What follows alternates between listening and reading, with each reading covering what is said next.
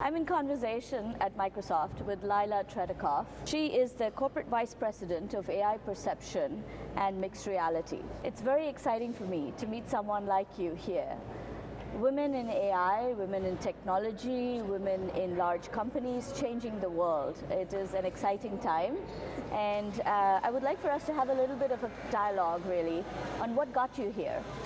Well, thank you for having me, first of all, and I'm just as excited to be talking to you, having started this amazing company and taken to where we are together today. I really believe that we are at the front end of a major change that's going to change how we live, how we work, in many ways even who we are as a species. I love to talk about this change similar to Renaissance, the kind of changes we went through as a society. So that's why I'm here. I think there are only very few places that are kind of at the epicenter that get to shape that future. Yes. And I think we have both the privilege and the responsibility. I grew up with both art and science as part of my upbringing. My mother was a filmmaker and an artist. My father is a scientist and mathematician. Could never decide how to combine the two and what to do with them. And throughout, you had the best of both worlds. Yes. You could say that. You could say that, but it is the two worlds that fundamentally treated differently as part of your education and even as part of work. And I believe that they are much closer than we believe. In fact, I believe that art is science and science is art. Yes. So I ended up doing both artificial intelligence and visual art in school, and the first company that I started emerged from me observing actually scientists and visually representing the data for them. This was back when we were sequencing the human genome, and the scientists for the first time had to deal with the alphabet soup the size of of a huge magnitude. And the way it turns out to really understand it is to understand it visually. And what are your thoughts? How do you see it? How do you see AI, for example, and mixed reality, which is some of the work that you do here? How will it directly impact businesses worldwide? Well, artificial intelligence is probably one of the largest trends and largest changes that we're going to see, and especially combined with mixed reality, it's really going to be disruptive.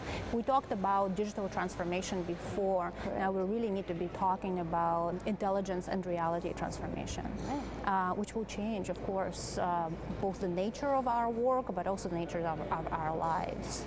I am a positive futurist, and I believe that my role is really to make sure that we shape the technology in a way that fundamentally is good for the humans, good for the planet, good for the way that we live. And that's why I love this work. In fact, within our technology groups, we embed an ethics and society team in order to think through those problems before we even build the technology to solve them.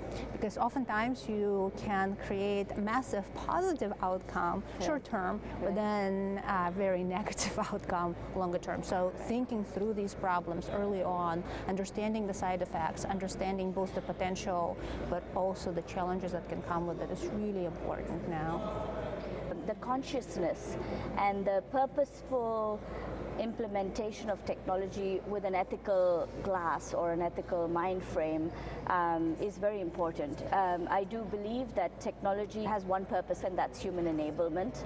And so bringing that humanity to every aspect of technology, how it's made, what its purpose is, how it reacts or is used in the world, is very important. As I think about the last century and the amazing technologies we've built, and also where those technologies have gotten us, I feel that we could have done much better thinking them through.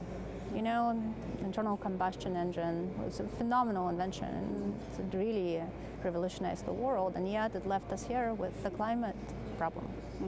And if we considered that, it's just a carbon molecule, if we considered what happens when you burn fossil fuels, you could probably predict that we would end up here. Yeah, that's right. And I think we have a responsibility, and actually I think our children are asking us, what are we going to do about the problems of today and how the things that we build today will improve tomorrow. So I think it's really important for us to think about these technologies that we're building, especially AI, especially MR, because they're such powerful technologies as agents of good. Correct. And how we can use them to solve problems that exist today. How can we use them to predict outcomes and ensure that the positive outcomes are achieved? And whether we're looking at the problem of climate change or whether we're looking at a problem of medical research or a transformation of our planet, whether it's a loss of language or it is a loss of diversity in a biome. All of these problems can be modeled and understood and actually improved. For languages in particular, AI can actually preserve the language diversity that exists today while we still can.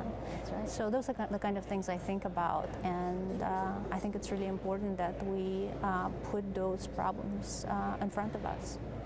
That's very inspiring to hear, and I totally agree with you. I think having the mindfulness and the consciousness, again, to take a problem or a solution and look at it holistically across the board and look at it from a long-term perspective is key to some of these technologies and making sure we do it better than we have in the past. So thank you for that. That's very inspiring. Thank you as well.